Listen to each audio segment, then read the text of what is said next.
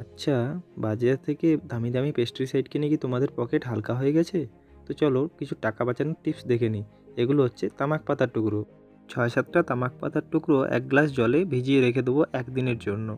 ওর half glass পরিমাণ জল নিয়ে তাতে সেই জলটা ছেঁকে নেব। ছেঁকে নেওয়া হয়ে গেলে এই মিশ্রণটির সাথে মেশাবো ১ চিমটি পরিমাণ সাবান গুঁড়ো। সাবান গুঁড়ো মেশানো হয়ে গেলে তারপর মেশাবো ১ চিমটি পরিমাণ ফাঙ্গিসাইড। ব্যাস, তারপর আর কি, এই মিশ্রণটিকে ভালো করে গুলে নেওয়ার পালা। যখনই গোলা হয়ে যাবে তখন এই মিশ্রণটিকে একটি বোতলে ভরে নেব।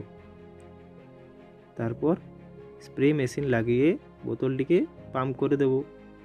তারপর ভালো করে ঝাঁকিয়ে ঝাঁকিয়ে পুরো গাছটিতে স্প্রে করে দেব।